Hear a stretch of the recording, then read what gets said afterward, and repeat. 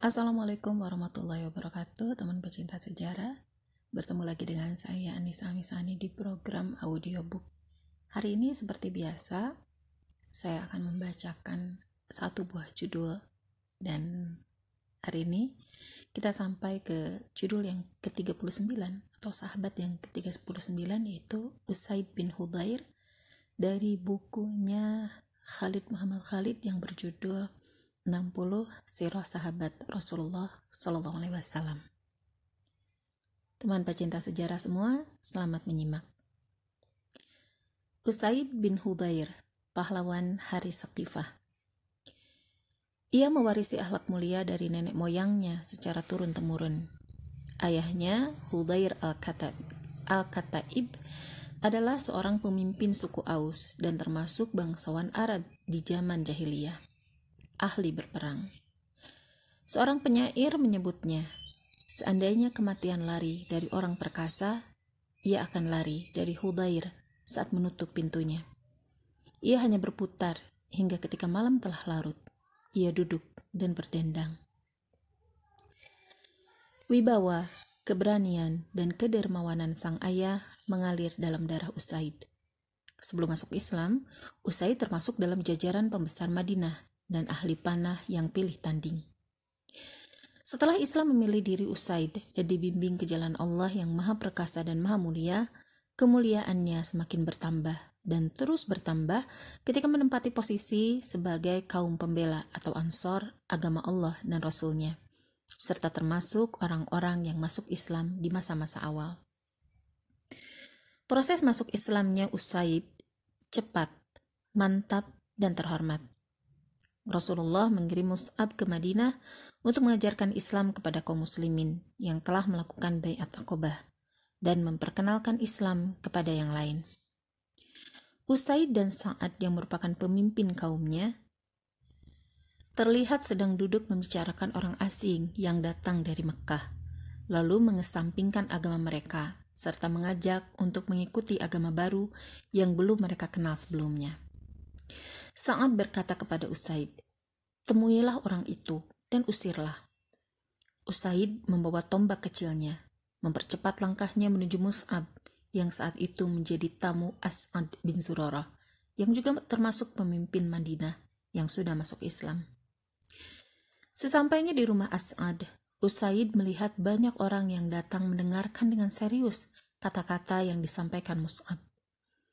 Mereka terkejut dengan kedatangan Usaid yang penuh kemarahan. Mus'ab berkata kepadanya, "Bagaimana kalau engkau duduk dan mendengarkan? Jika engkau puas dengan apa yang kami sampaikan, engkau bisa menerimanya. Jika kau tak suka, kami akan hentikan apa yang tidak engkau suka itu." Usaid adalah seorang laki-laki sejati, otaknya cerdas dan hatinya bersih, hingga penduduk Madinah menjulukinya manusia sempurna, julukan yang sebelumnya juga disandang oleh sang ayah. Ia berpikir, apa yang ditawarkan Mus'ab cukup rasional, maka ia tancapkan tombaknya ke tanah dengan berkata, "Cukup adil, silahkan bicara." Lalu Mus'ab membaca beberapa ayat Al-Quran dan menjelaskan tentang agama baru yang dianutnya. Agama yang diturunkan oleh Zat yang Maha Benar, dan Muhammad diperintahkan untuk menyampaikannya kepada seluruh manusia. Orang-orang yang hadir di tempat itu berkisah, "Demi Allah, saat itu kami melihat Islam di wajah Usaid, sebelum ia sendiri menyatakan keislamannya. Wajahnya tampak bercahaya dan bahagia." Belum lagi Mus'ab menyelesaikan penjelasannya, Usaid sudah berseru mantap, "Alangkah baik dan indahnya kata-kata ini. Apa yang kalian lakukan jika kalian hendak masuk agama ini?" Mus'ab berkata, "Kau bersihkan badan dan pakaian, ucapan syahadat, kemudian salat." Usaid adalah sosok pribadi yang lurus, kuat, dan tegas. Jika ia sudah mengetahui jalan yang harus ditempuhnya, ia tidak akan menunda sedetik pun untuk melalui jalan itu. Usaid langsung berdiri menyambut agama baru yang telah membuka mata hatinya dan menyinari jiwanya. Ia mandi dan membersihkan pakaiannya. Setelah itu, ia sujud kepada Allah, Tuhan alam semesta. menyatakan keislamannya, mengucapkan selamat tinggal kepada masa-masa kemusyrikan dan jahiliyah. Semestinya, ia sudah harus kembali ke Sa'ad, melaporkan tugas yang diembannya, melaporkan keberhasilannya, mengusir Mus'ab. Ya, ia memang kembali ke Sa'ad. Belum lagi ia mendekat ke tempat Sa'ad, Sa'ad berkata kepada orang-orang di sekitarnya, "Aku bersumpah, Usaid datang dengan wajah yang berbeda saat ia meninggalkan kalian tadi." Memang benar, ia berangkat dengan wajah masam penuh kemarahan dan emosi. Kemudian, ia kembali dengan wajah penuh kedamaian, kelembutan, dan bercahaya. Usaid memutuskan untuk mempergunakan kecerdikannya. Ia tahu benar bahwa Sa'ad bin Mu'az sama dengan dirinya. Jiwanya bersih, memiliki kemauan keras, ketenangan berpikir, dan ketepatan penilaian. Ia yakin Sa'ad pasti akan menerima Islam. Hanya saja, ia harus mendengarkan terlebih dahulu seperti dirinya. Ia harus mendengarkan terlebih dahulu ayat-ayat Al-Quran yang dibacakan dan ditafsirkan dengan indah oleh duta Rasulullah Mus'ab bin Umair. Seandainya ia mengatakan terus terang, "Aku sudah masuk Islam, maka kamu juga harus masuk Islam," pasti akan menimbulkan pertentangan yang berakibat buruk. Karena itu, ia harus menyulut kemarahan Sa'ad sampai ia mau pergi ke tempat Mus'ab agar melihat dan mendengar tentang Islam. Lantas, cara apa yang dilakukan? Seperti yang disebutkan di atas, Mus'ab singgah di rumah As'ad bin Zurarah sebagai tamu. Sementara, As'ad adalah sepupu Sa'ad bin Mu'az.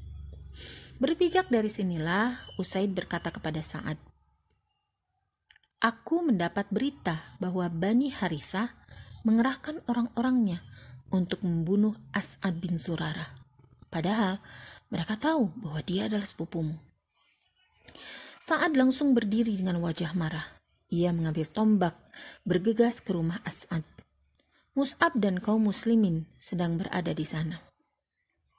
Ketika sampai di rumah As'ad, ia mendapati keributan atau kegaduhan.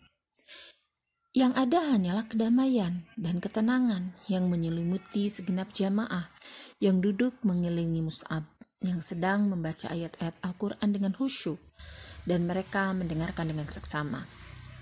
Sa'ad menyadari bahwa ia telah terjebak dalam siasat Usaid, menggiringnya agar mendengarkan kata-kata Mus'ab bin Umair.